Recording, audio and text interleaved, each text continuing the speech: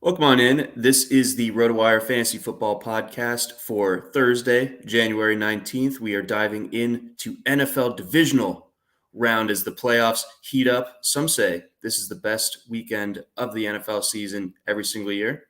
Let's dive in.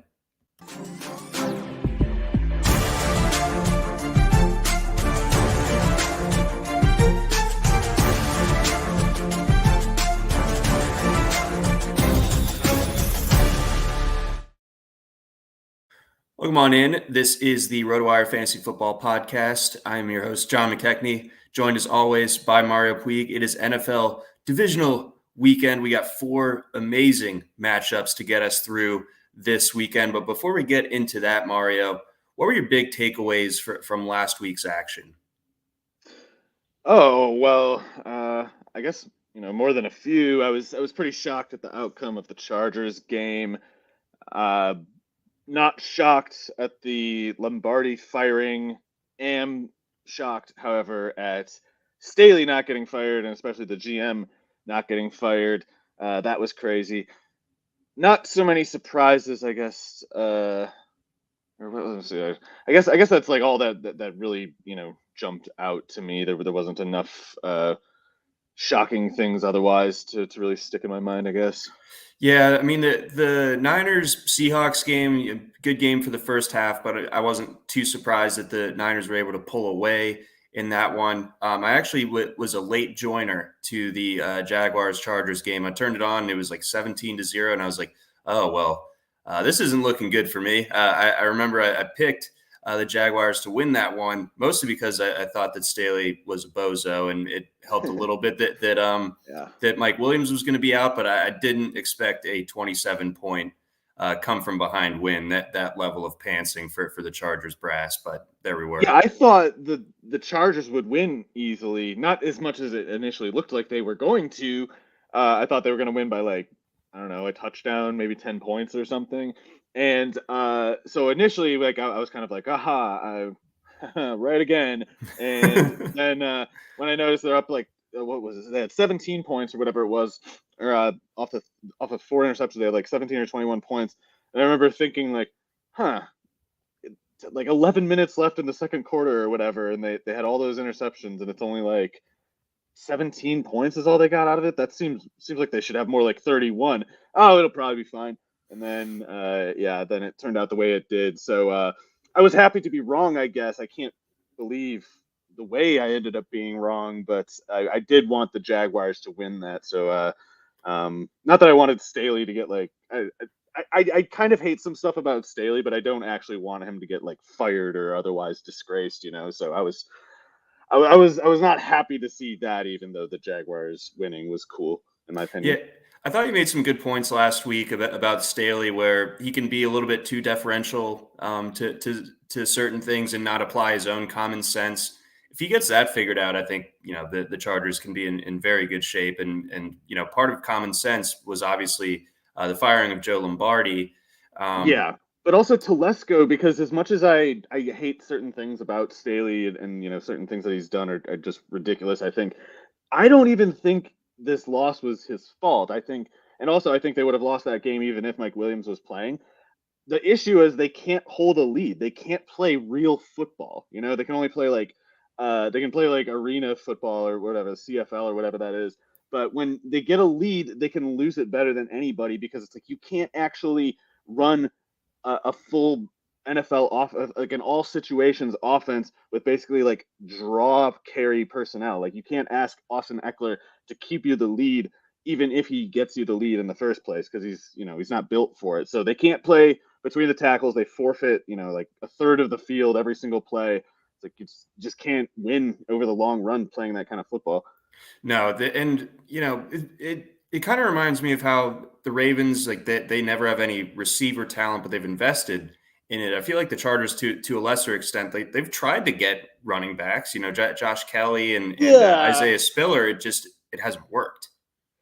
Yeah, I guess. Yeah, part of the problem is this indifference to running the football nowadays. This sharp philosophy that you have to not care about running backs at all. That doesn't just cut against it's not that they're just like cutting away at the perceived utility of like really good running backs like Chubb or whoever else. It's that they also say it's like a core. Another byproduct of that is you stop being able to tell bad from good entirely. So you stop being able to make smart small scale investments too. You get bad at that. Like let's just say it's sharp to only make small scale investments in running backs. It's still only smart if you make those smart investments on whatever scale that is. And they get these 2 4th-round picks. They turn it into Josh Kelly and Isaiah Spiller instead of say like Damian Pierce or Isaiah Pacheco in this case, this 1 year's case. And it's like you put a player like that in that position, I think you have a different outcome in that game. No, you absolutely would, because they'd be able to sustain some drives, run some clock, and then the meltdown doesn't become an issue. One other kind of takeaway from the Chargers this season. We brought it up a lot, I felt like, during the offseason and, after the draft, and how their receiving core, even if you do have Mike Williams and Keenan Allen healthy, they lack the top end speed, right? Yeah. But, so that's a personnel issue. But I also felt like, I looked back at Justin Herbert's numbers for this year, and it's just criminal what they did with Justin Herbert, in the sense that his average depth of throw was 6.5 yards. Dude, every single It's 8th snap percentile. For him, almost every single passing snap for him is almost analogous for a like goal to go situation in any other offense. It's like they have like 8 yards and then like they might as well have like an out of bounds line 10 yards past that, and that's every single snap. It's like, well, you guys must, anybody who's watched a decent amount of football must remember some plays thinking like in the red zone, like, wow, sure seems like that offense could use a little more room right now. That's how it is every single play for Herbert, and that he does even as well as he has is incredible. If you put almost any other quarterbacks in that scheme, they're just getting all their routes jumped, and it's a mess. And part of the problem too is like not just the slowness at receiver makes it hard to get downfield. Like they literally can't access depths that faster receivers would, and Herbert can't throw as far downfield as he could in other scenarios. It's that like when you have that slow kind of downfield personnel, you can still kind of make that work, but you're going to need play action to buy the time for the quarterback, and you're not going to demonstrate credible play action threats with the draw running back personnel. That's where the power element that between the tackles running comes into play again. If they want to have wide receiver personnel this slow for downfield functions, they need to be able to make the defense respond with bigger, slower personnel. And instead, the personnel they put on the field encourages defenses to respond with 5 defensive backs. The people who would be most comfortable running with Mike Williams down the field, and they're not responding to a run threat to make them approach it differently. So everything they do is literally everything they do is wrong. Everything they do undermines everything else they try to do. I'm gonna sprinkle in a little wish cast for the draft for them. I would love to see Zay Flowers in a Chargers jersey. I think that would fit very nicely. Is he a burner? Is he like a downfield guy? I saw that he was good underneath. I didn't know. Is that just because Boston College's quarterbacks can't? Yeah, Dracovic and Emmett Moorhead. First round Dracovic, remember that? Yeah, I sure do. Not a whole lot of noteworthy downfield throwing elements to that offense, but Zay Flowers, like when he started his career, it was like 20 plus yards a catch, and then he started getting basically 30% of the targets, so it shrunk a little bit. But I wouldn't doubt that he can do anything basically on a field other than be big. Awesome. Yeah, I mean, I haven't watched him yet, but yeah, the numbers tend to pass the first inspection. So especially if he tests pretty well, I'll probably like Flowers a good amount. Yeah, he's a fave of mine. But then looking at Sunday's games, obviously, the Bills 13.5-point favorites had to scrape and claw to get the win over the Dolphins. That was actually a little crazy. Mike McDaniel is pretty impressive. Yes, I mean to get that out of Skylar Thompson, like they needed some crazy stuff to happen, of course, but at the same time, was that more of a case of the Bills looking ahead, or do they need to figure something out? I think the Dolphins just kind of surprised them. It's like McDaniel had them fired up on both sides of the ball, and he did what he could with the offense. Obviously, so bizarre how. It's like everybody who only watched Jalen Waddle in that game, like if that was the first time anybody's seen Jalen Waddle, they're like, oh my God, this guy sucks. And I know that that's like kind of reasonable if that game is the only data point or whatever. But man, he's usually so good, and he was so bad in that game. Just bizarre. And I guess he dropped like an early one too, something like that. It was like Thompson actually wasn't so bad initially as I thought he was going to be, and then he was that bad after that. So to keep that game close at all was crazy for McDaniel. And with that said, I would kind of blame the Bills more than I would give like too much, especially for the Miami defense having causing like the turnovers. Like Josh Allen kind of is just prone to turnovers, even though that doesn't really get talked about that much. And that was an example of like what can happen when it goes badly. So you could maybe you can just say for the Bills' perspective, like maybe they got it out of the way. Maybe he got the worst of it done, and he can kind of go on a hot streak, or at least they need to hope so. Right. It's not unheard of for a highly seeded team to kind of struggle in their first game and then, get things going as the And playoffs it's a progress. And divisional game, so I don't know. that's true. And with like recent history, they had just played each other, like 3 weeks prior, something like that, 4 weeks prior. So, yeah, it was a weird game, but the Bills are still here. We got, I think, is going to be the game of the weekend. Maybe it ends up being the game of the postseason between them and the Bengals on Sunday. Moving on to the Vikings Giants. Giants potentially scary there for the Eagles. Well, the Eagles have to take it seriously, but if they do, I think they're fine. I mean, the the Giants, their model is unquestionably dependent on overachieving, and yeah, Dable gets them to do that consistently. It's not a fluke that they're overachieving. It's like that's just what happens when Dable faces most other coaches. Like if he faces a coach who's as good as game planning as him, maybe they look more like the players that we kind of thought they had all along. But not just that, it's like the way that they've been winning, including against the Vikings. It's all these things that all these players are producing in ways that they can't count on them to do against the Eagles, and especially all those receivers. Like Isaiah Hodgins has been red hot for a month now. Mm-hmm. I don't know how he can do anything against, Darius Slay, especially James Bradbury. Richie James, been good. He's done a little bit carrying them, especially before last week. Him going against Chauncey Gardner-Johnson seems like a no-go or close to it. Darius Slayton going against presumably Darius Slay and James Bradbury the whole game. He already did that. Only had like 42 yards or something on 3 targets. So Saquon Barkley has to win it for them. And he can, like we can easily enough imagine him going for like 150 on the ground and 50, 60 yards as a receiver.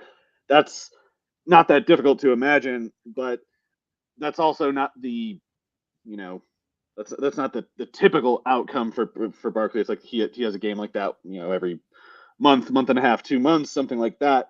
So it's just going to be difficult for him to have that specific level of a game against this particular defense, with the defense being able to zero in on him with impunity. Like if the Eagles don't give much safety help to any of those corners, they'll be fine.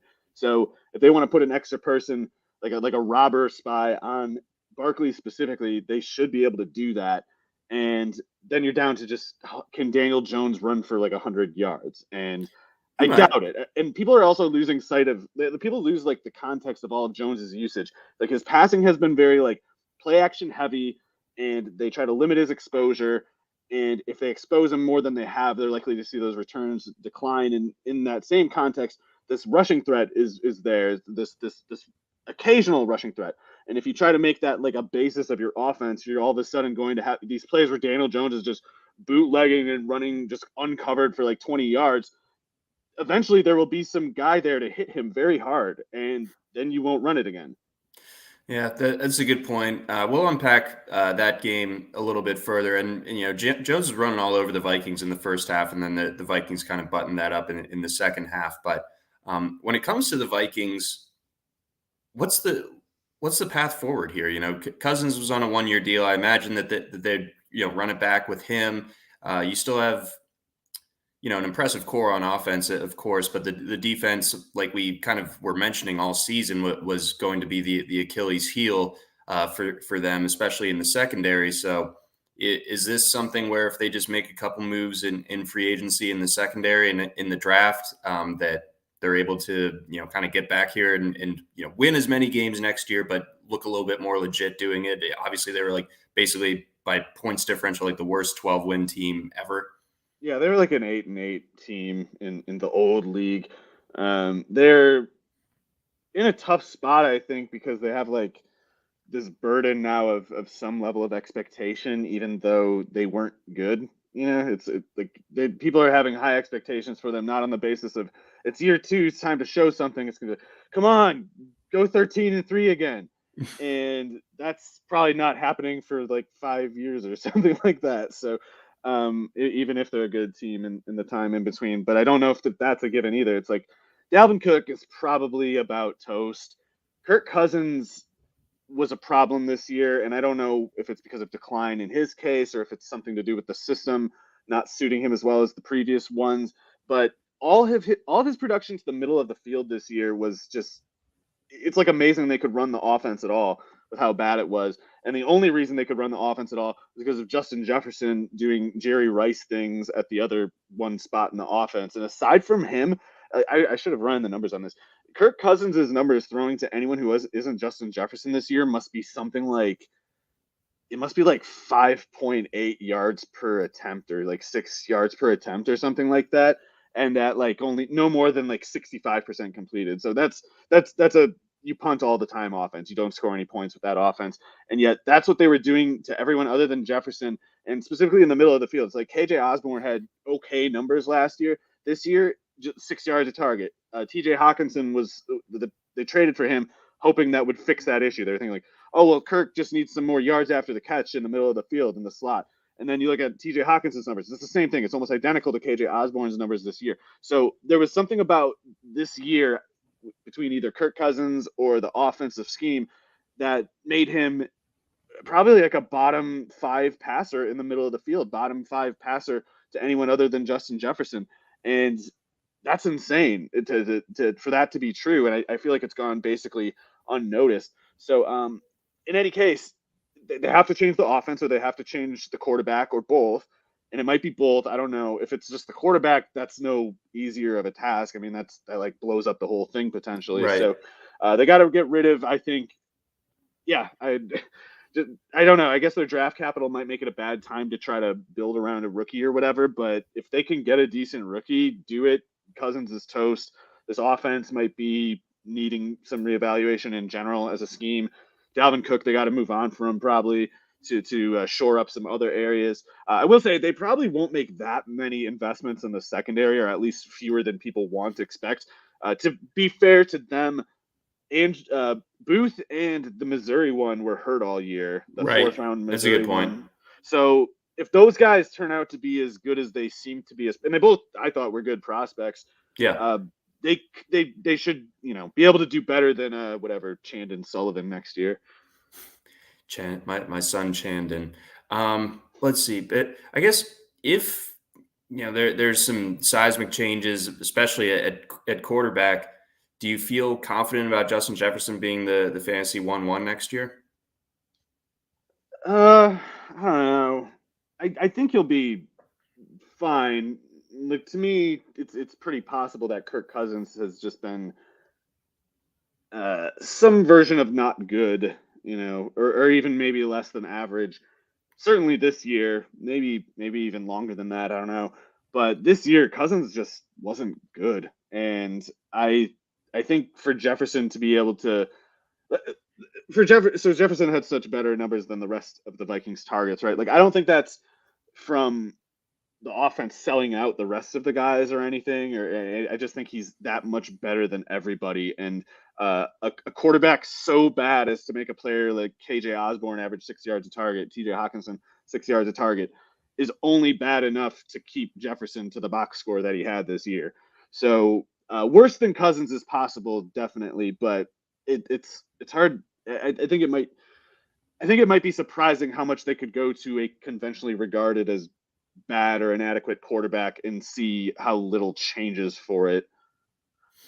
And then we'll skip on, or we'll skip the winners of the next two games and kind of quick look forward for the next two losers, the Ravens and the Buccaneers. Looks like both could have different quarterbacks next year.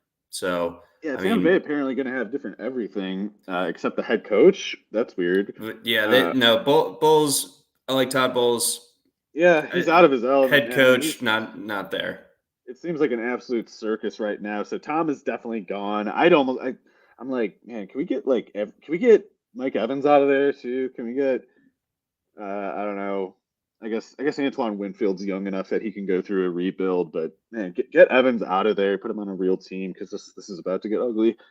Yeah, I think so too. Yeah, the Bucks, it's not going to go well for them. But if you're them, you absolutely take what this Tom Brady era has given you. You went Oh from yeah, they're. I'm not pitying them. no, Those guys can kick rocks, as the polite people say. kick them, and then as far as Baltimore goes, we could spend an entire podcast on this one, but Hate-a-thon it, podcast.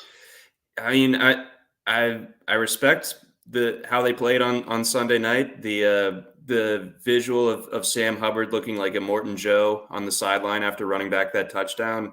It's going to stay with me forever, haunt my dreams, my nightmares, everything. But I would have preferred to just have the Ravens get their teeth kicked in than whatever that was on Sunday night. Yeah, that was just like a long. Uh, it's like a 60-minute version of when an older, bigger sibling puts the younger one in a little bit of a arm twist so that they're not. It's not like actively painful necessarily, but they also can't move, and then Right. Yeah. And you start to they just move, and have it's them like, that way ow. for an hour. Yeah. Yeah, flicked their ears a couple times when they whined about it. Oh my God. Yeah. So, but again, we'll get to that when there aren't four postseason games to get to on the slate. So before we do that, we got a message from our friends over at Blue Wire.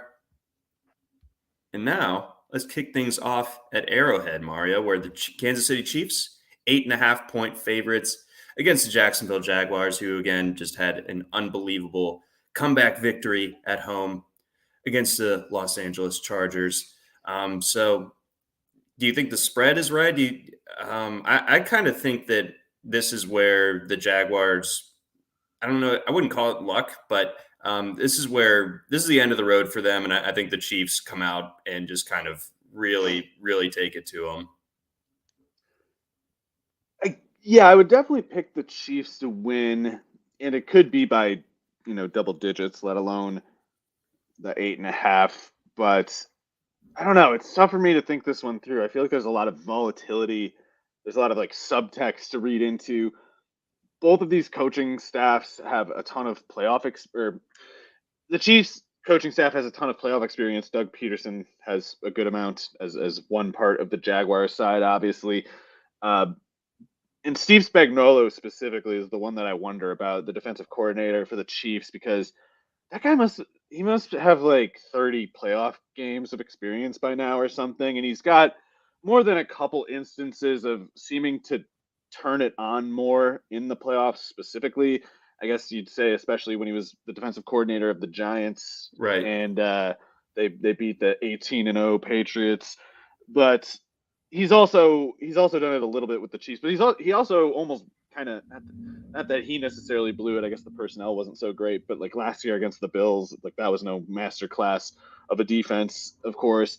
So I don't know. Spagnuolo has had highs and lows, but the highs those also happened, and it's like if it happens again, that could be a tough one for a player like Lawrence. Going on the road is tough enough. Arrowhead is probably, other than maybe Gillette, like the last place anyone wants to go as a visitor, and being in the playoffs, going against Spagnuolo, who probably will call a bunch of things that he didn't show once on tape in the regular season, and we've seen Lawrence make bad initial moves. We've seen him come back from them later, but it would only make sense really if a first-time playoff quarterback, a second-year player, an underclassman prospect, and a second year moreover, if he kind of failed the test the first time he saw it, that would make a lot of sense. That would be the norm, even for highly successful quarterback prospects. So if Lawrence were anything less than like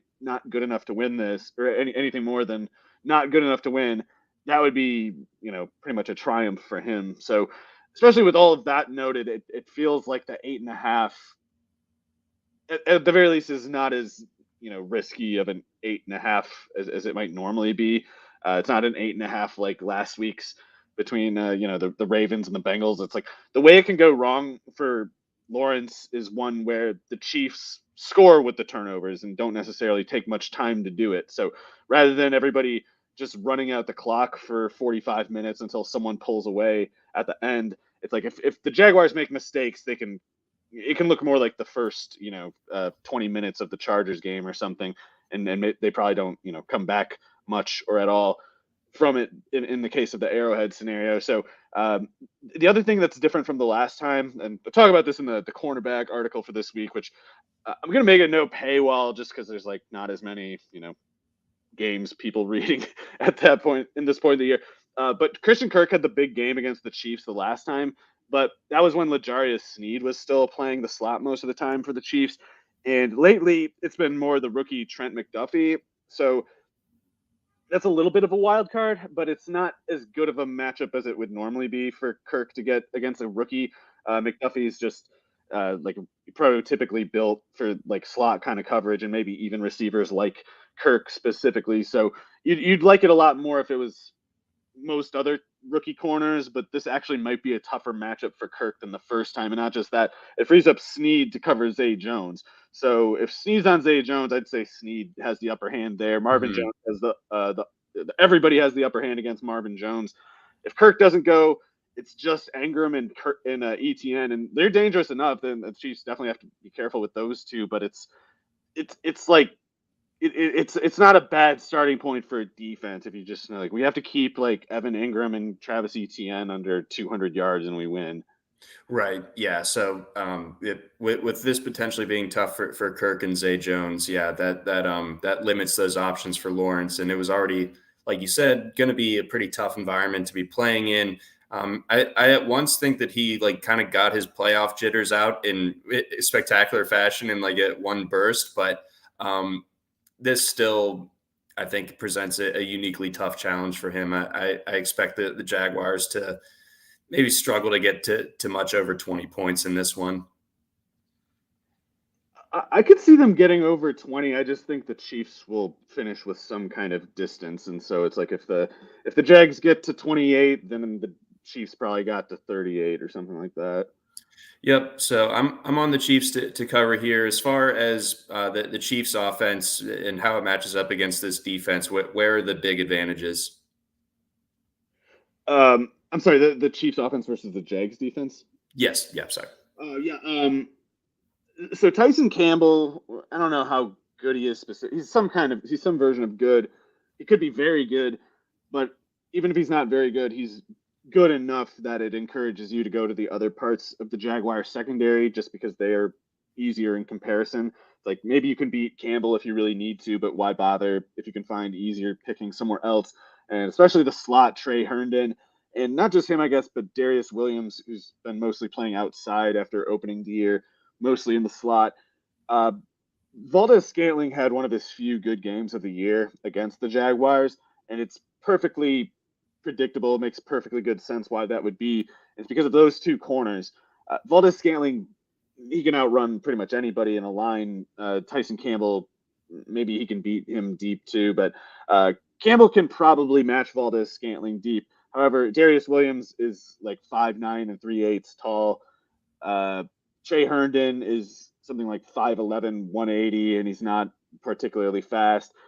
Small corners, skinny corners who are short just can't really do anything against Valdez Scantling downfield in single coverage. And yet, if as a defense, you're not going to love the idea of having to put a safety over the top against Valdez Scantling every snap because you look at the projections, it's like he only gets them like 38 yards a game. Why should we have to double this guy? But you have to do it anyway, or he will just run in a straight line and your corner will be too short to do anything, even if he's right there. So that's something that's always going to be a problem for the Jaguars defense, and I don't know what they can do about it other than leave that safety over the top or just pray that they can keep Valdez-Scantling to one of those games where he, doesn't catch any of his 5 targets. It happens occasionally, but it's still easier said than done. And meanwhile, I feel like the Jaguars' run defense will kind of have consistent issues. I feel like they're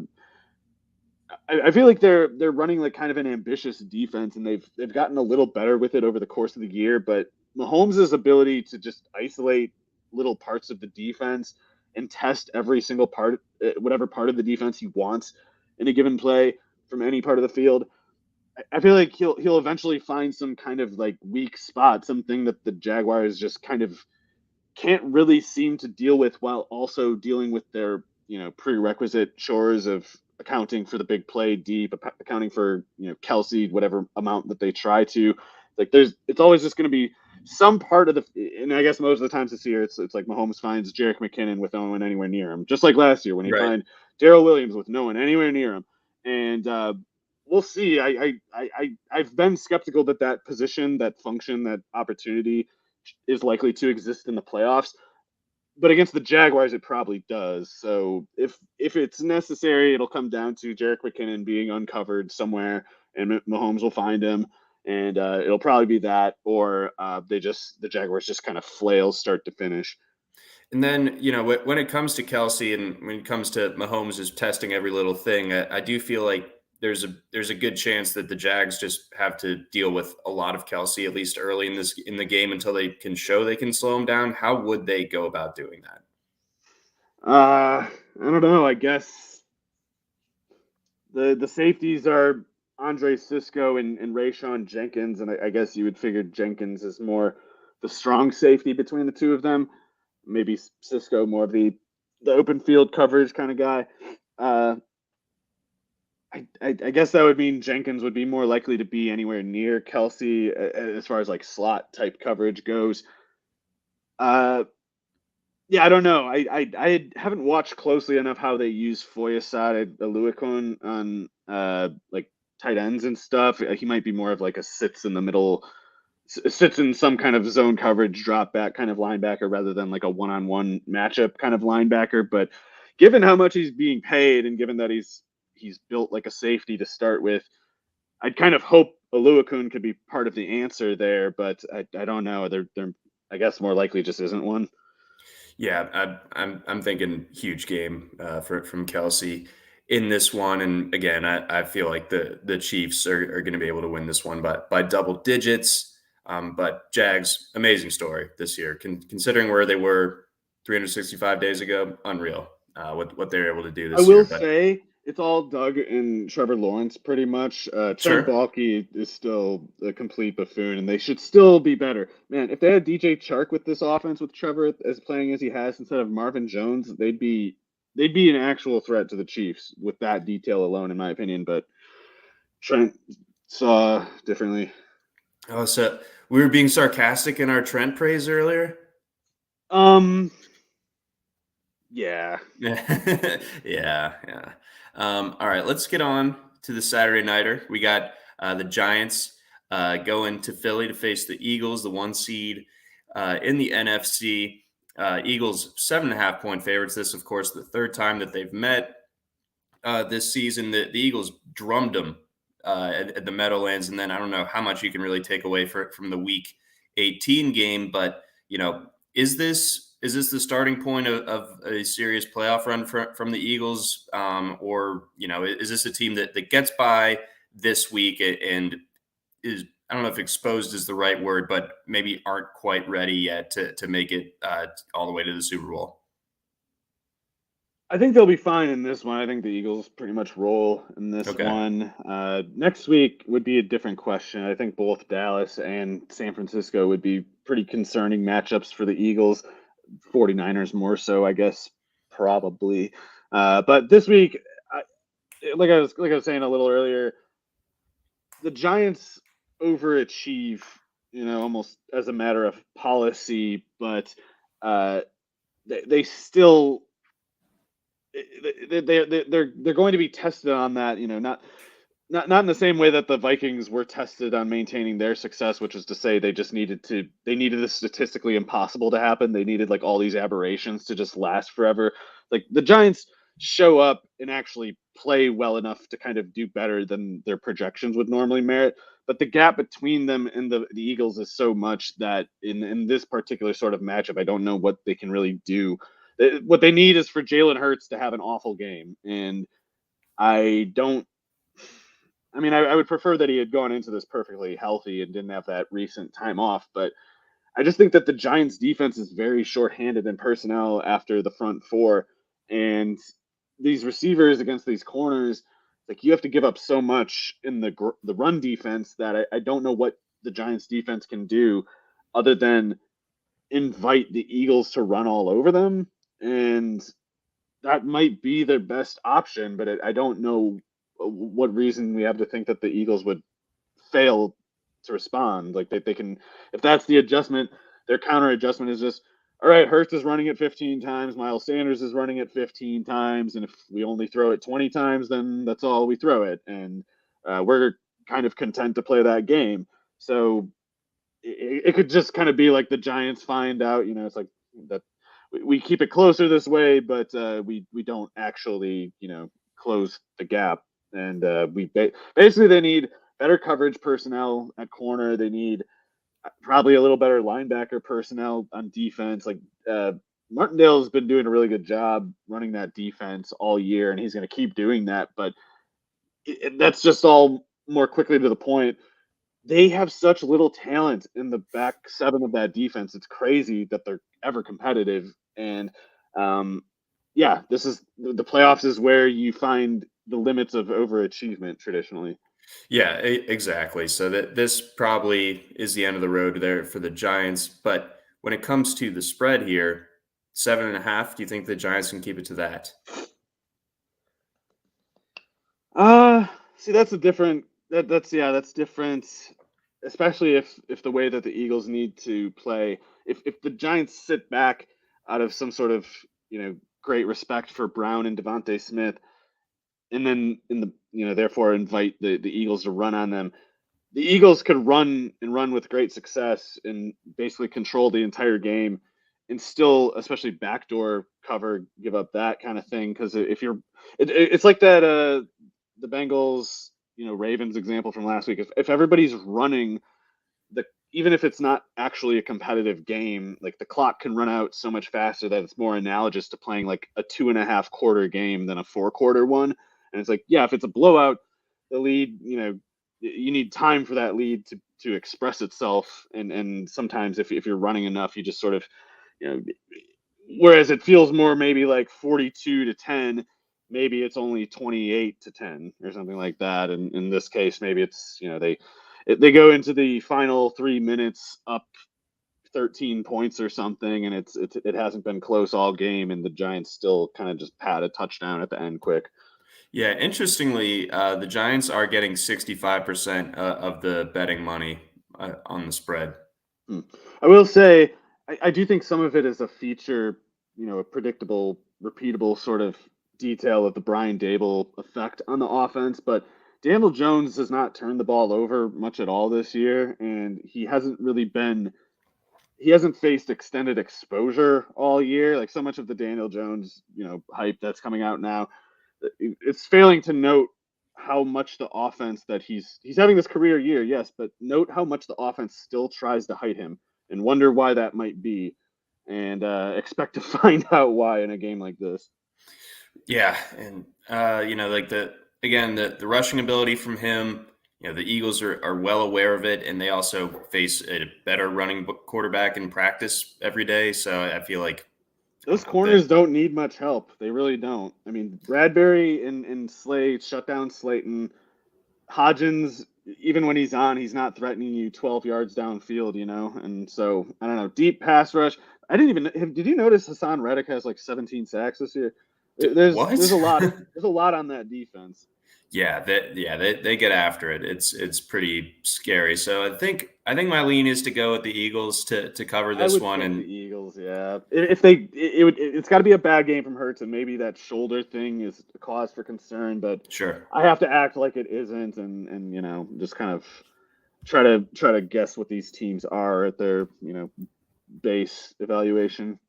Yeah, I think that he has been off the injury report all week. He So should be fine. I mean, they gave him yeah, those 2 weeks for a reason, and it should have been enough right there. Hopefully, yeah, that's what I'm thinking as well. Let's get on over to Sunday. Let's get on to Bills Bengals. Bills 5 point or 5.5 point, depending on where you're looking. Point favorites. The over under in this one 48 and a half. Depending on which book you're looking at. Again, both of these teams played B- games last week. I'd say it's a fair grade for each of them. The Bengals, obviously, I think that we're running into a time is a flat circle thing where the offensive line could be an issue again, just as it was in the postseason last year. But they still were able to overcome that and make it to the Super Bowl, obviously. But you lose Kappa. Jonah Williams dislocates his kneecap last week, and he's considered week to week, and it's not like he's amazing by any means either. So you got like Jackson Carman playing meaningful snaps. ugh. I was gonna If ask who the left tackle is now because I was like hoping it was a Denergy or whatever, but of course it's Jackson Cartman. yeah, so that's that could be an absolute issue. That could be the That's thing a that sinks them. problem. Like Cartman wasn't even doing anything at guard where they were hoping he could not. Like they basically know he's not a tackle, so yeah, that's the problem for the Bengals right there. And I don't know what they can really do, but I guess they could sort of play a run heavy game. The Bills, I think, can be tested in the run defense. One of my more uh, unusual crank opinions is that I'm convinced Tremaine Edmonds is just awful, and I like it. I think yeah, I think everybody just thinks he's like pretty good, pretty or very good, and I'm over here just muttering to myself about he's no good, Milano's better or whatever. But Milano is Milano's the only, sick. yeah, Milano's really good. He's their only good linebacker though, in my opinion, and I don't know. Edmonds is kind of just a guy. I don't mean to make it sound like he's some sort of huge liability. He's fine. He just kind of like rides the wave of the defense. But the run defense, I still think can be tested, and I think part of the way that the Bills get such consistent overachievement in their secondary, and you look at them play, and you're like, why are Jordan Poyer and like Micah Hyde looking like dual Ronnie Lots back here? Like, what the hell is going on? And I think some of that is like some of their philosophy, especially of like how they utilize the safeties, sort of leaves a bit of a vulnerability between the tackles and dive plays, things like that. But they're trying to certainly with the Josh Allen offense, they're hoping to pressure you into just throwing the ball anyway to catch up to them, and they're hoping that they can just win with their chances in the run game. Like if you're going to test them on it, they hope that they can kind of just like call the bluff a couple times and not have to get tested again and again over the course of the game, because I think over the course of the game there's only so much they can do to hide that limitation. And with Mixon and Pirine, the Bengals can credibly push for 40 carries from the running back position and get pretty decent production out of it. But if they have to do like deep drop backs, trying to get the big play, basically, I don't know how they're going to get the big play with offensive tackles like these, because I don't know how you're going to run a 5-step drops. Like Burrow's got to get rid of the ball quick.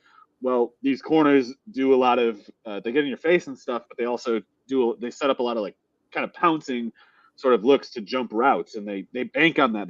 They figure out, by this second count, the ball pretty much has to come out. So if it's that late in the play, just start looking for the ball. Just start looking for the quarterback. See, like the ball's probably coming out any second, so take your chance, and it'll usually work out. So if Burrow can't make them guess wrong for that, if he can escape a little, I guess is how he'd have to do it. But even with Von Miller out, like Rousseau is tough to get away from, and who's that? They had another one who was doing pretty good. Is AJ Epinesa? No. Yeah, I was gonna say Not I him. don't think so. Yeah, I don't think he's a real player, really. The Luka Garza of Iowa football.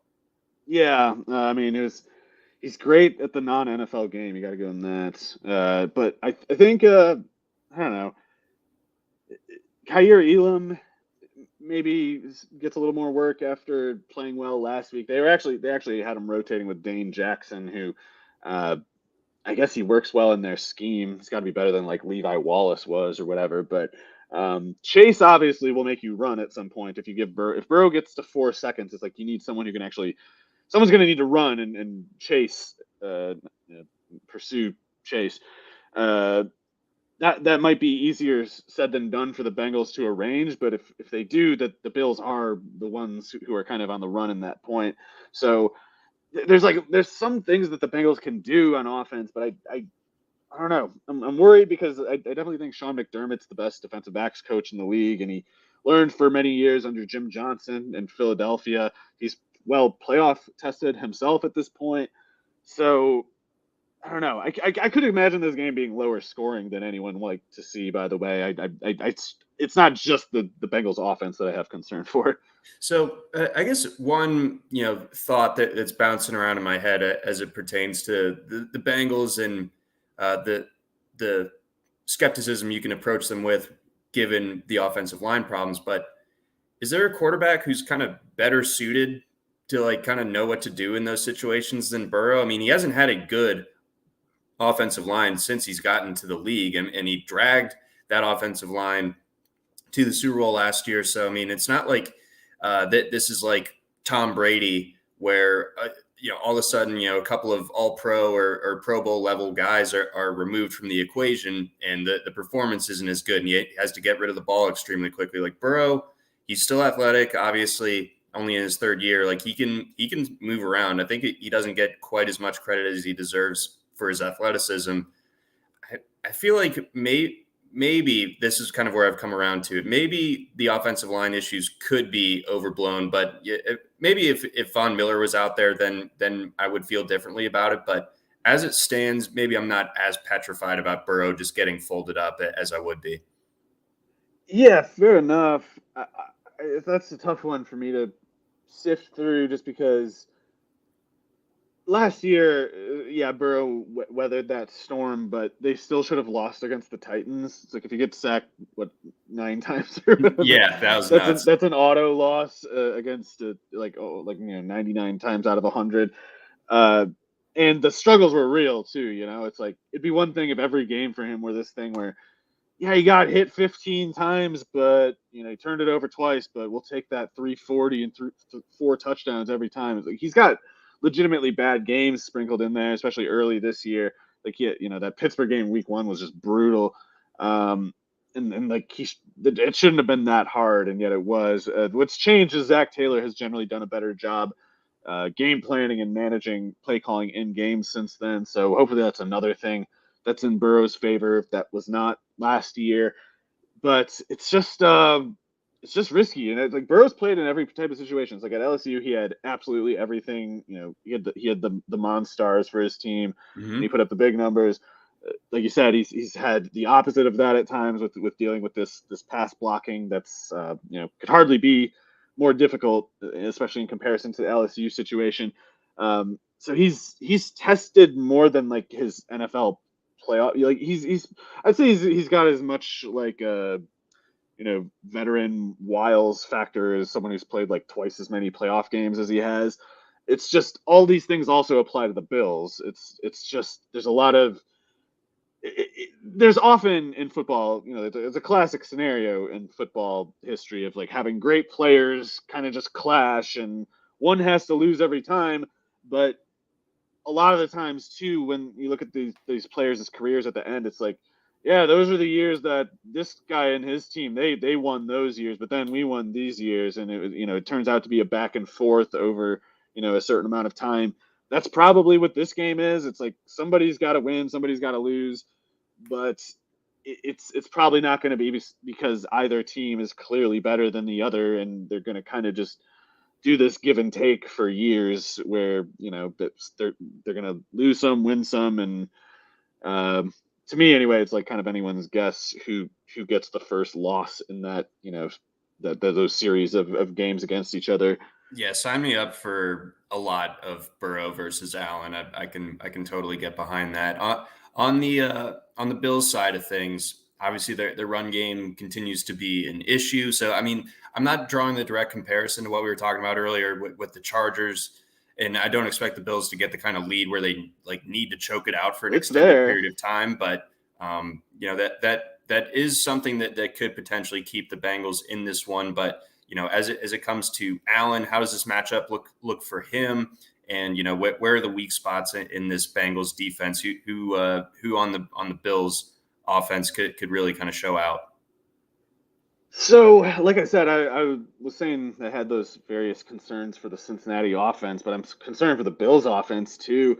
And you're right I think, to draw that kind of parallel almost of the Chargers. The one difference, and the reason that the Bills don't get pinched for it quite as much as the Chargers do, is whereas the Chargers just go, all right, let's give 5 carries to whoever, Sony Michel, Josh Kelly, who cares? Maybe that'll work, and it doesn't. The Bills, they say, all right, should we give the ball to what's his name, or just make Allen run it? And so Yeah, Allen runs it, and it works out better than when Sony Michel or whoever run it in the Chargers case. So the Chargers don't put Herbert's body on the line over and over and over and over in just every conceivable situation the way the Bills do.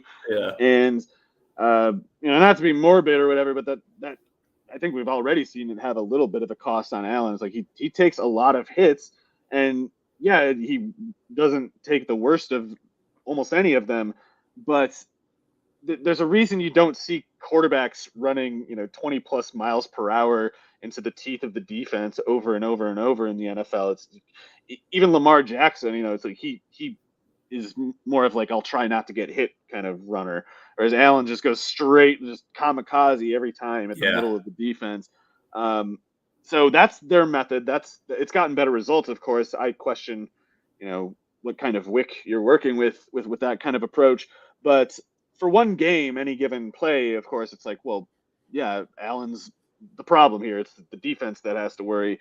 So that that's how they bail themselves out. When maybe it would have been conventionally good to have a running back who could kind of get you 15 yards on 4 carries here. You're just going to have to hope Josh Allen does instead, because it's better than banking on Singletary or Cook. Neither of them is reliable. Cook's had explosiveness. He's been extremely explosive, but he runs these such delicate play structures that they just can't scale up. If they try to make the James Cook plays like a staple run play of their offense, they're going to do it one time, and Allen's not even going to get the handoff completed. It's like someone's going to come knifing through the line, blowing up the handoff, and so they can't look to that for scale. If they go to Singletary for scale, you give up explosiveness, you take on fumbling liability. So it has to be Allen, and we'll see how that goes for them. But I think they could lose this game, not so much for that reason. It's just kind of like the Bengals defense is just good.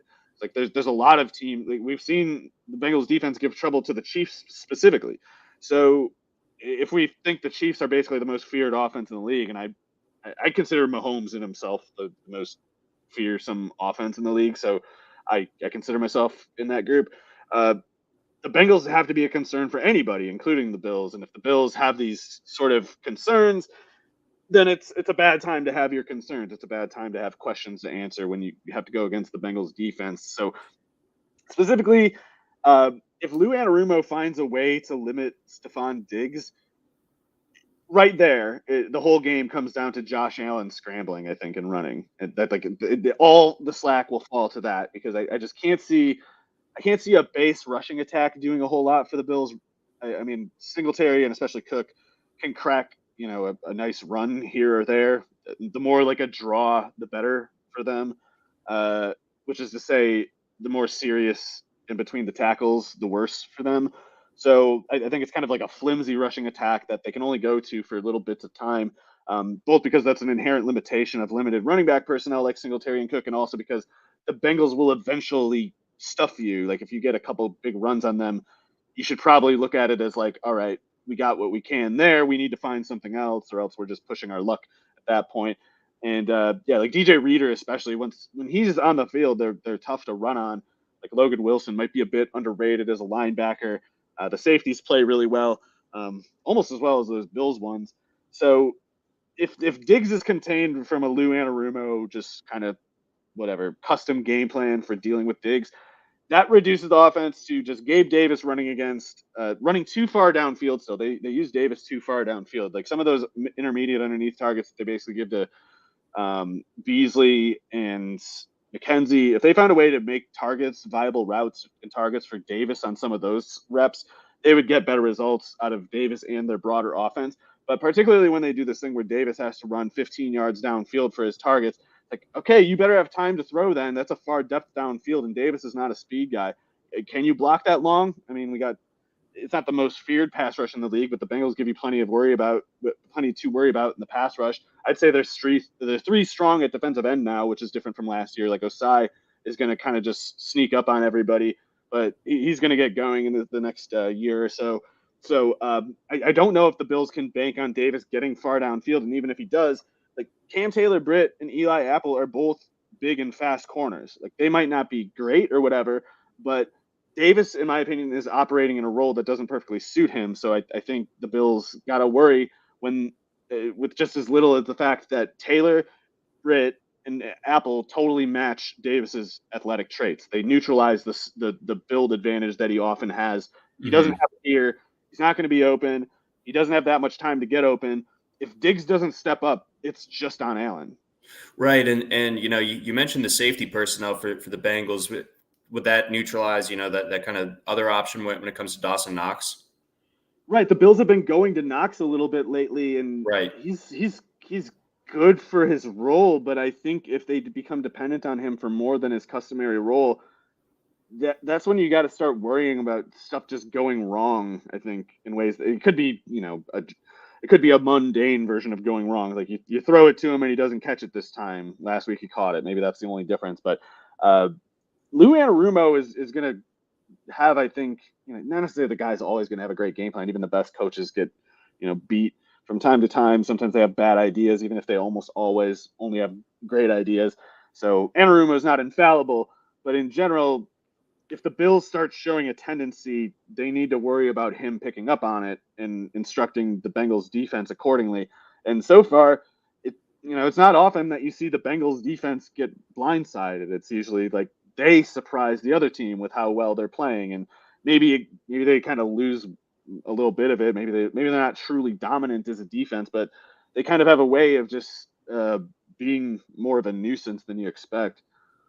So with all of that being said, I'm going to say the Bengals do it. I'm going to say they go into Orchard Park and come out with the win. This is one of those games like I just cannot pick. Like I really can't. I hope more than anything that it just delivers. Like I hope that this game is as good as it should be. I think it's going to be lower scoring than people traditionally want. You're going to see complaining about it, but I think people who value more like pre-2010 NFL football will say it was a really good game because I can imagine this being more about running than people would like. Which, by the way, the more that's the case, the more it helps the Bengals. Yes. Or at least like for 10 plays, it's like you take Josh Allen over the cumulative Bengals rushing attack. But like I said, you can't really get to 20 carries with Allen. You certainly can't get to 30. The Bengals can get to 30 with those two running backs. And I think they're better suited to run defend than the Bills defense even. Okay, so I guess if I have to pick, I'll say the Bengals, but I really don't want to pick. And it's like if some side wins by a lot, I don't know.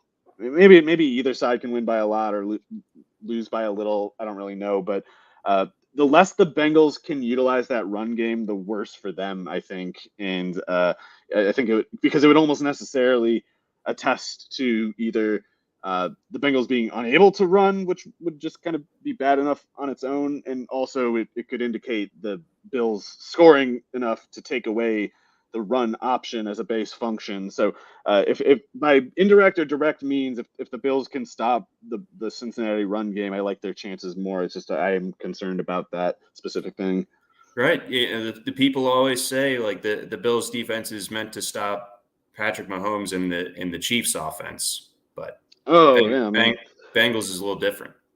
I think they meant for.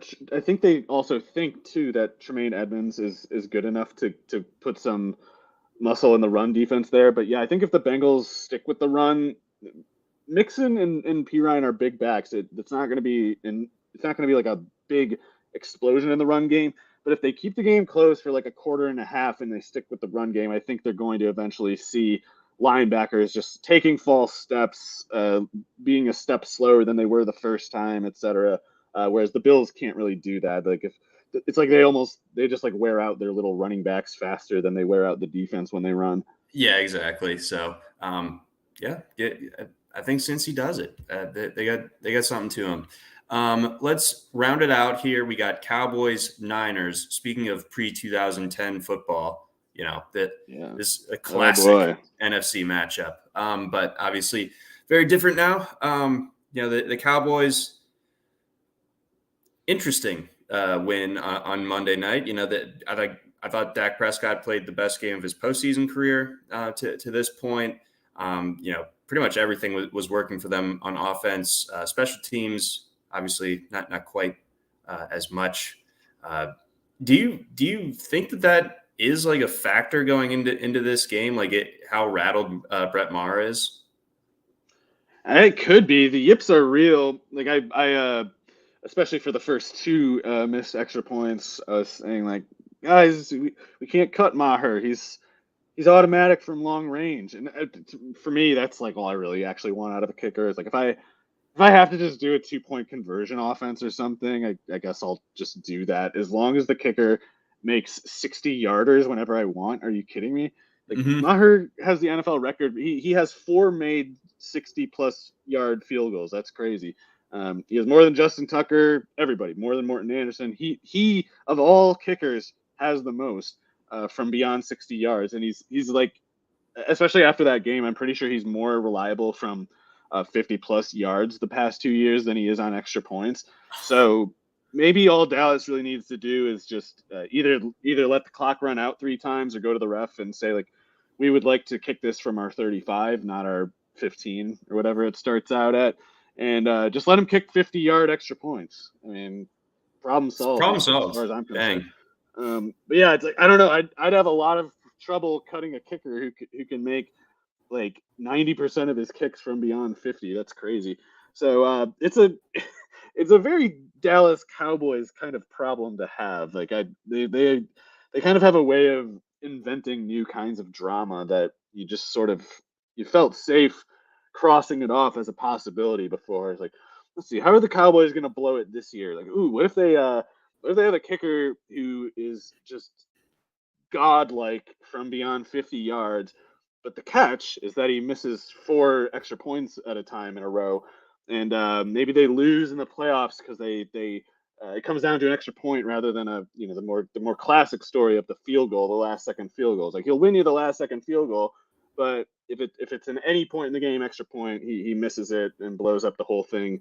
Year over, got to rebuild now. That would be a very Dallas Cowboys way to end the season. But yeah, and also Dallas's recent history. Oh, it looks like John's got the internet monster again. Dallas's somewhat recent history, anyway. They had Mike Vanderjagt with the most legendary case of the yips of all time. Like he was like the top kicker in the league with the Colts. Then he got the yips after he missed something in the playoffs. Got into a big public feud with Peyton Manning. John's back, it looks like. But yeah, after the missed kick and then the Peyton Manning posting on him at the Pro Bowl, he just got the yips and he never came back. And Vanderjagt was always this guy who talked a lot of crap and stuff and was very I'm the coolest kicker ever was kind of his thing. And he got the yips so bad he just kind of had to walk away with his tails between his legs he really went from never missing anything to missing absolutely everything. The difference is Brett Maher doesn't have like Peyton Manning making voodoo dolls of him or whatever. So hopefully Maher can be okay and doesn't get like a truly permanent case of the yips. Because it'd be a shame. He doesn't seem as dislikable as Vanderjagt. So it's like, why should he have to go to the same hell as Vanderjagt? What did he even do that was so bad anyway? I don't know. The Canadian kicker, all liquored up or something. Is that what Peyton Manning said? Peyton was like, what you have here is you have an idiot kicker who got liquored up, ran his mouth off. I don't remember exactly what he said, but I remember I was actually watching that live, and I was much younger, and I was like, well, what the hell is going on there? Why are these guys fighting, and why are they doing this at the Pro Bowl or whatever? Yeah, that was because I guess at that point Manning hadn't won a Super Bowl, so he had started to kind of get the choker narrative, and he's like, "Nah, Yeah, man, it's he the had that kicker." very much. Yeah, it was and he actually had some pretty bad games initially, so Oh, it's like one of those things that both were true, but yeah, it's funny because if you listen to people talk about Peyton Manning now, you'd think like he only did great and that they always supported him every step of the way and never had any criticism. I was like, oh yeah, I knew in those first 6 playoff losses that he'd eventually be the best ever. It's like, no, there was a time when it wasn't so clear. Yeah, I mean, like it. Yeah, some of those games against the Patriots Right, were especially Brady horrible. was ahead of him, and I guess kind of is. But back at the time, Brady was the reason there was any. Like you'd have people who believe that both Manning was not the best, competitor or whatever, and also not the best technically adept quarterback. Whereas now it's like everyone, even like Manning's critics say like, yeah, he was the best he was the most technically adept quarterback ever, even if he choked a little. Yeah, because yeah, and I tend to agree with that sentiment. That And guy it's was like important that a you know computer. all of this to understand the present day compelling drama that is Brett Maher. And but yeah, if it does come down to him, I guess Dallas, could be in a lot of trouble. 4 missed extra points is pretty insane. I don't understand how he did it. Uh, it's the kind of thing that's gonna stick in his head forever. Every time he goes up for an extra point now, it's gonna be like, remember when you missed 4 of these in one game? In the Anyway, playoffs. yeah. So I don't know. Maybe it's the kind of thing like because Dallas got him through it, now he's like uh, invincible or something. Like Yeah, maybe. the slate's wiped clean. Maybe they just sent him out for an ayahuasca retreat to cleanse the mind earlier this week, and he's back. And For you know, kickers, it's good, yeah, and he's ready to go. Still, the 49ers. Sorry, not to skip the Buccaneers too much, I guess, but they're toast. Who cares?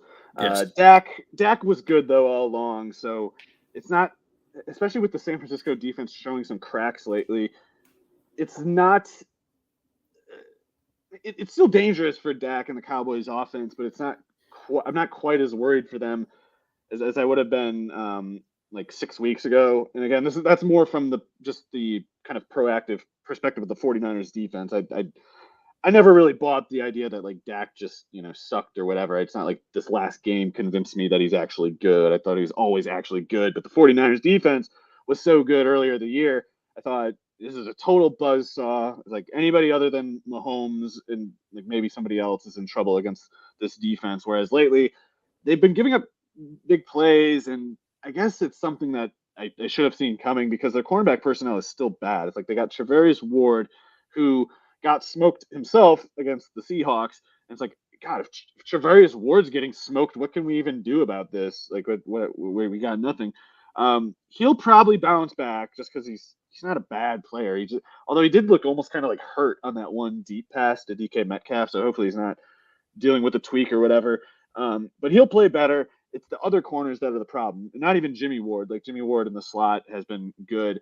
Diamador Lenoir has been a target the last couple years, and if you get like a dime formation, whoever that fourth corner is, like I guess that Toledo rookie or somebody, like Lenoir and that Toledo rookie or whoever they're Janoris Jenkins, whoever they're putting at that fourth corner spot, like they they could be a problem for the 49ers. The question is whether I guess the 49ers pass rush intervenes before those corners lose their assignments and coverage, and particularly with Dallas's offensive line struggling, shuffling.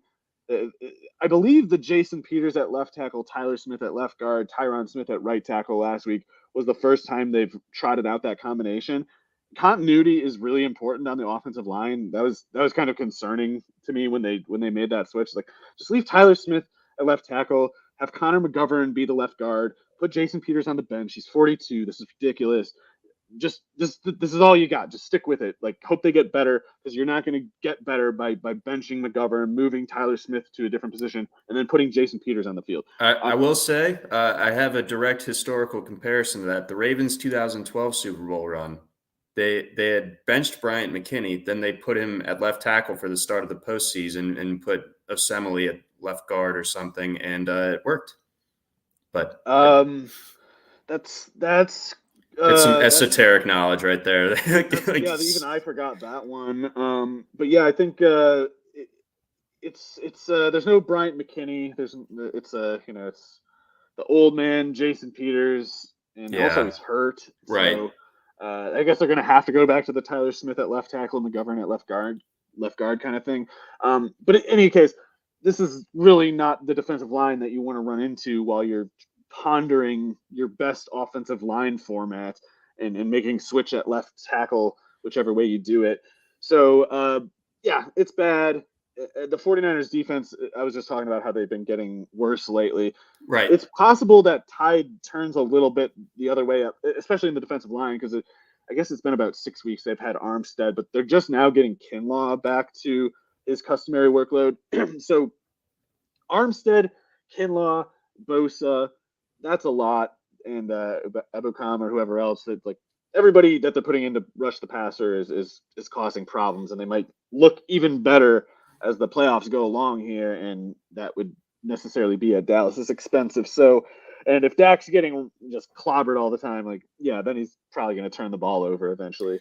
And then, I thought one of the bigger details of Monday night's game was Dalton Schultz and his performance. How does he match up against the safety personnel? Yeah, that was definitely the best game of his career. I just wonder. I mean, I actually don't wonder. I think if they need to go back to him for more of that, they just lose, because it's so easy to imagine even that last game going a little differently. Not for Dallas, but for Schultz. Like that big catch that he had is like the left sideline, maybe. He had to bobble it kind of. And it's like most of the time he's probably not catching that pass. And sometimes these red zone targets that he gets from Dak are kind of just like improvised. He doesn't really beat anybody. He just sort of goes where he's supposed to, when he's supposed to, and sometimes there's an opening that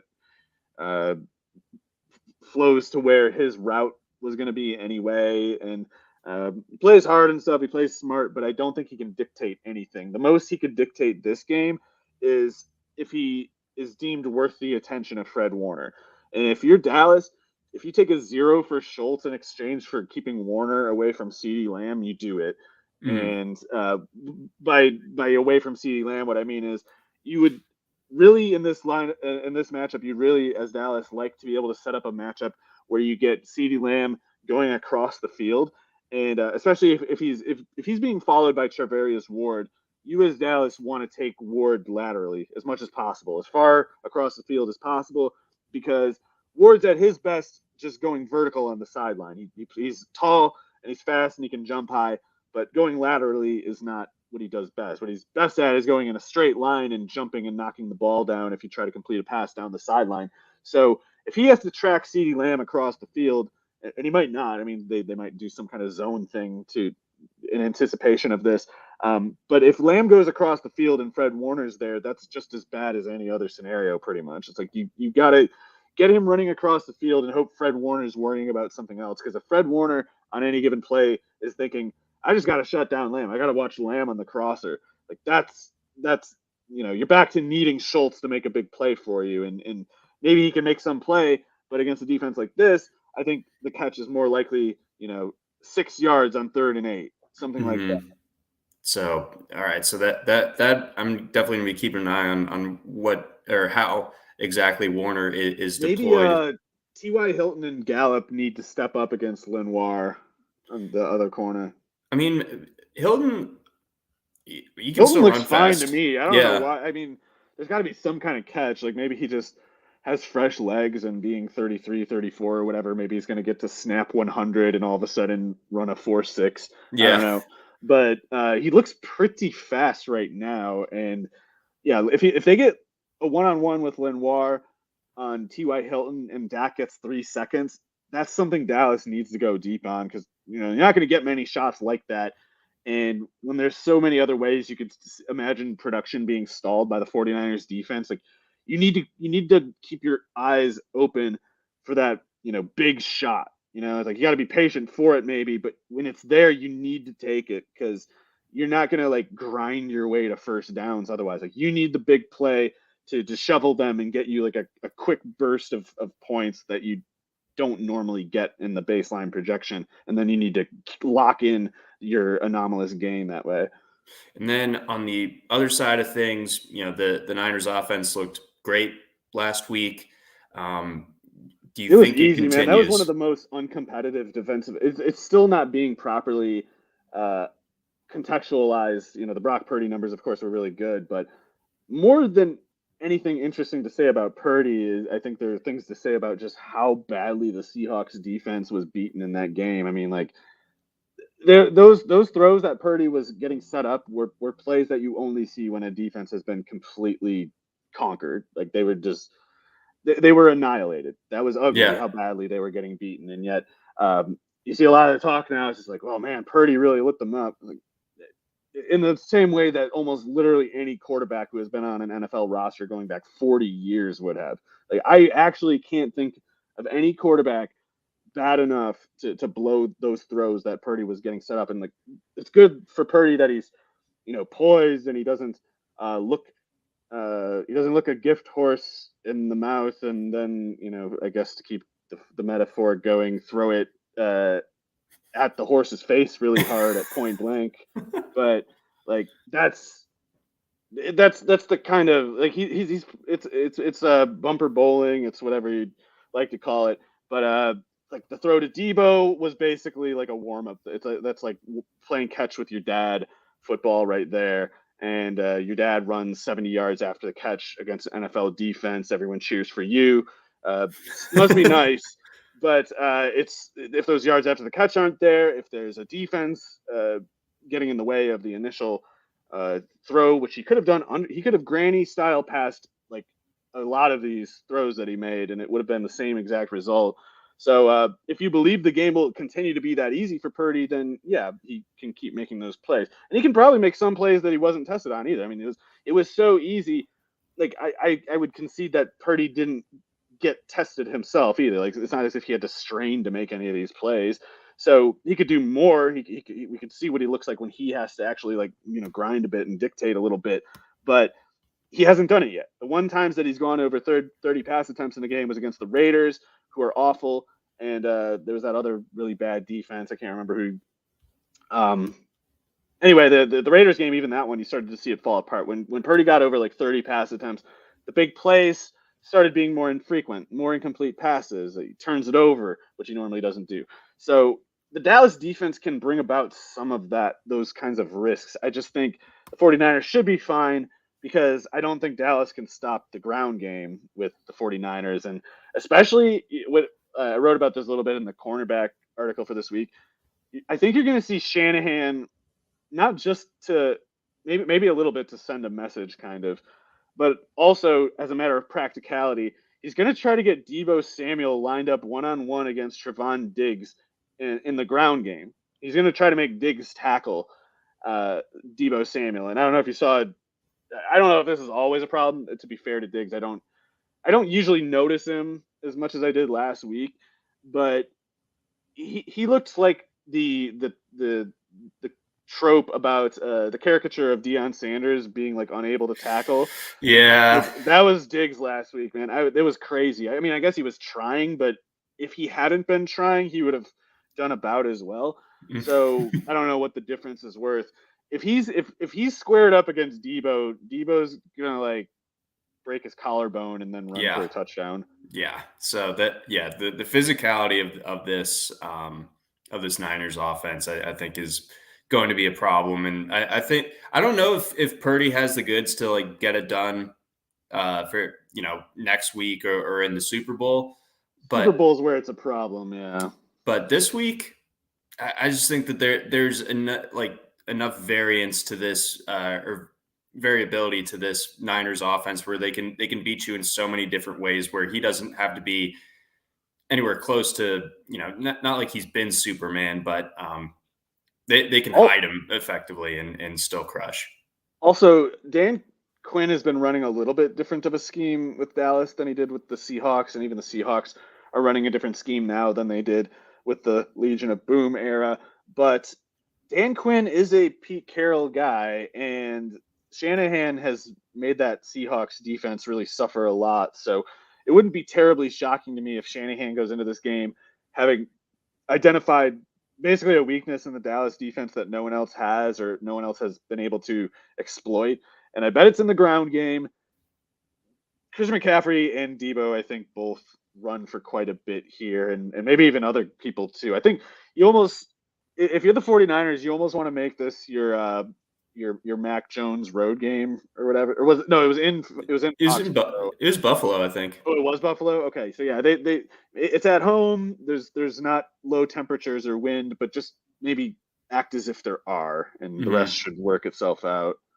And then of note, loyal listener Julia J. Been missing from the stream the last few weeks. She's back. So what's up? Hey Julia, thanks for listening. I even cleaned up the mustache earlier this week, so I mean I'm glad that it was ready for showtime as it is right now. But are you surprised at all with all this being said? Because basically the end result of both of our breakdowns has kind of led us to believe that the Niners win this one fairly comfortably, and yet the number is just 3.5 in favor of the Niners. And let's see here. Well, 72% of the public agrees with that sentiment, but 3.5. That's where it gets tricky potentially. Yeah, I don't mean to count Dallas out. I just think their path is a little narrower, and with more conditional statements than the 49ers. I feel like the 49ers, like with the beauty of being able to run the ball really well as an offense is you don't need to make conditional statements as much. Like if you can just dictate on the ground, there's a level of certainty that you have, a certain bargaining position that you always have at the outset. And it makes you more immune to the fluctuations of the game, I think. And that's something the 49ers have a decisive advantage of here. So almost on that basis alone, I would make them the favorites. But if Dallas can somehow, again, they're going to need like that big play from Hilton, or maybe, I don't know, maybe Pollard is enough of a pass catching threat demonstrated at this point that Fred Warner would concern himself with Pollard, and maybe that's how you get CeeDee Lamb set up on a post route where you get him a little bit laterally away from Ward, or better yet, against Lenoir in between the safeties downfield. That kind of stuff could be there for Dallas, but it's like they need that big play because they can't bank on their base functions getting them anywhere. Whereas the 49ers base functions should just result in like steady gains, and they would need like anomalies to intervene on their against them, just as the Dallas offense at the same time needs these kind of like unlikely big plays to keep them in the conversation in the first place. So yeah, for me it's like a 60-40 San Francisco kind of thing. The one thing that would give me pause about the cover is that if the 49ers don't make it a decisive win, if Dallas makes it a 3-quarter game, then they're also pretty good at having that endings. What is it? They always lose by 4. That's what Dallas does. They're really great at losing by 4. They're really great at having this feeling like they're so close to making the comeback, but they never seem to make it, and they always seem to just get to like the 20-yard line of the opposing team, and it's like 4th and 11 or 4th and goal from the 14-yard line, and there's 1 second left, and they just can't seem to get that touchdown. They always get close, but they need the touchdown, so they can't get the field goal, and then they lose despite being like right at the door. So that's what I would be looking at is like San Francisco by 4. Okay, so just sneaking through, but getting there. And then Julia has interesting little topic of conversation. We can hit this quickly before we sign off. If you were to start a franchise today, Purdy, Geno, or Derek Carr? Well, given that I'm a little skeptical of Purdy in the long term, the youth wouldn't really matter to me, but that's what he would have on Geno. So Right. I'd go with Geno just because I think he's the best present day one, and because I'm not convinced Purdy will get better. But obviously, if Purdy gets better, if he's a viable starter for more than a couple years, I guess that's something you wouldn't be able to say with the two older guys. Right. Yeah. With Purdy, that in this theoretical example, you're starting a franchise like that doesn't guarantee that you have Kyle Shanahan, Debo Samuel, George Kittle, good offensive line, Christian McCaffrey. Like, I think he's done as well as you could have possibly hoped, but I don't know how much we can really take away from it, or like how much he's like adding to it necessarily. He's just kind of operating how the For 49ers this, operate. for this question, he's either like the right answer or he's a zero. And whereas with Smith Carr, the appeal is like, well, at least you might get 2 years or something. See, exactly. So that's kind of where I'm with it as well. And then last one: if Dallas loses this game, who is to blame for them not making the Super Bowl? Well, I mean, it it could be one of those things where like they did as well as they could have, and maybe there's no true blame to give out. But I think if they fell apart, it would be because their offensive line got overwhelmed while their defense was unable to stop the San Francisco ground game. So uh, I would personally blame that on just catching the 49ers at the wrong time, but I think that's what this game will come down to. Yeah, oddly enough, I don't really feel like there's like an obvious like this is where Jerry Jones screwed up, this is where Dak screwed up, or even Mike McCarthy. Yeah, I mean, I will. With that said, if there is like a blame point, I will say it's the McCarthy hire because Yeah, I think Dallas has a lot of talent, and I know it's possible McCarthy's like staying out of the way, but that's the best he can do. And I don't know, I still believe a better coach could have done more with this team. yeah, no, it was strange from the start that they hired McCarthy, but here we are, and he's got them in the playoffs yet again. But that's going to do it for us here on the RotoWire Fantasy Football Podcast for the NFL Divisional Round. For Mario Puig, I'm John McKechnie. Thanks for listening. Try RotoWire today, free for 10 days. Get our premium tools, rankings, analysis, and breaking news alerts. No credit card required. Go to rotowire.com/try.